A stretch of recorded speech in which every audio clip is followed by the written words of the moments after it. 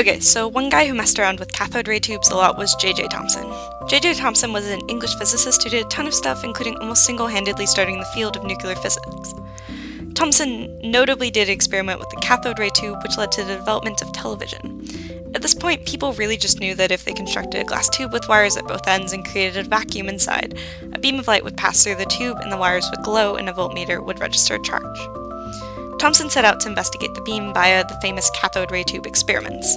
In his first experiment, Thomson applied a magnet that directed the beam away from the electron charge readers, and since the voltmeters didn't register anything, thereby proved that the beam and the charge were completely inseparable, which was a revelation at the time. In a later experiment, Thomson basically deduced the size and charge of electrons from the deflection of the beam within the cathode ray tube when the beam was exposed to differently charged anodes and cathodes. This required lots of math and careful reading and so much patience.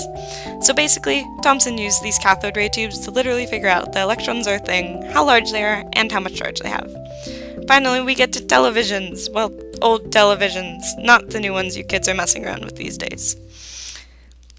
So basically, inside a television, there's a cathode ray tube. The TV is coated with light-emitting phosphors, and the cathode ray is guided by magnets to different parts of the television screen to hit different phosphors. The magnets figure out where to guide the cathode ray based on information that the television receives via a signal, typically transmitted through an antenna.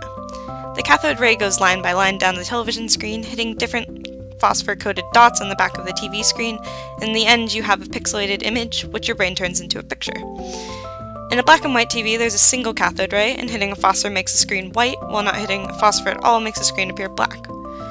Color TVs work almost the same way, except that there are 3 rays, and phosphors emit red, green, and blue light. So in this video, you learn that electrons are a thing, a very important thing. You also learn that electrons jump around on energy levels and are arranged in 4 types of orbitals. You learn that light gets emitted when electrons jump between energy levels and what a hybridized orbital is.